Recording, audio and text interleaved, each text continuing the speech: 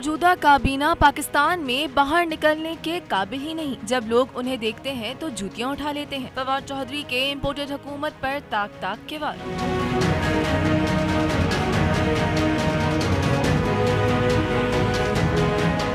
Imported हुकूमत को तस्लीम करने के लिए जबर और दबाव डाला जा रहा है, लेकिन अवाम की गैर हमायत याफ्ता साजिशी सरकार हरगिज कबूल नहीं। इसी हुकूमत को मानेंगे जिसे अवाम मुंतखब करेगी। रहनुमा तहरीक इंसाफ ने साफ साफ कह दिया, पाकिस्तान के अवाम ने ये हुकूमतें नहीं बनाई और पाकिस्तान में हुकूमत सिर्फ वही तस्लीम की जाएगी जो पाकिस्तान के अवाम जिसकी तश्कील करेंगे। तफसीलात के मुताबिक रहनुमा PTI फवाद चौधरी ने इस्लामाबाद में प्रेस कॉन्फ्रेंस करते हुए कहा कि मौजूदा काबीना पाकिस्तान में बाहर निकलने के काबिल नहीं। ये लोग निकलते हैं तो लोग जूतियां उठा लेते हैं। आप दुनिया में मुझे मुल्क बताएं और आप मुझे वहाँ पे बाहर निकल के दिखा दें। इस वक्त ये जो काबीना है, ये आप देखें, ये तो पाकिस्तान में बाहर निकलने जोगी नहीं है। लोग इनकी शक्ल देखते जूता उतार लेते हैं।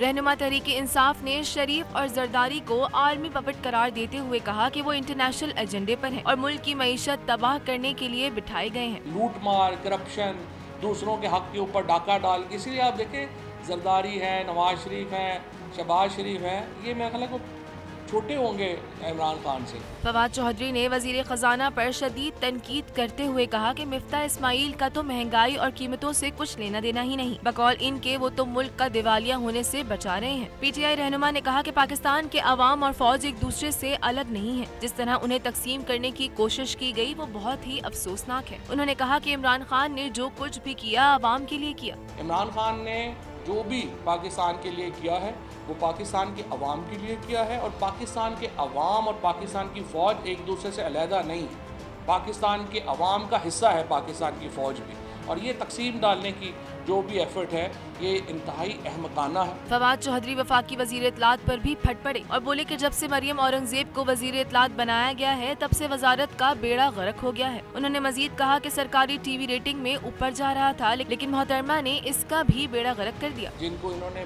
वजीर इत्तलात बना तो दिया लेकिन वो कभी भी ग्रो नहीं कर सकी, और जिस वक्त जो वजारत इत्तलात का बिल्कुल बेड़ा गर्क हो गया, जितने हमने काम शुरू किए थे वो सारे के सारे, मुझे तो बड़ा अफसोस होता है एक बहैसियत पाकिस्तानी भी कि किस तरह से इन्होंने सारे वहाँ के जो प्रोजेक्ट्स हैं उनका बेड़ा गर्क कर दिया। PTV जो बिल्कुल रेटिंग्स में ऊपर जा रहा था उसका सारा बेड़ा गर्क हो गया। कप्तान के खिलाड़ी ने खबरदार करते हुए कहा कि 25 मई का हिसाब किताब होगा और ये हो ही नहीं सकता कि राना सना और अता तारड़ बच जाए। उनका कहना था अगर वो भी वही हरकतें करें जो वफाक कर रहा है तो इन दोनों में कोई फर्क नहीं होगा।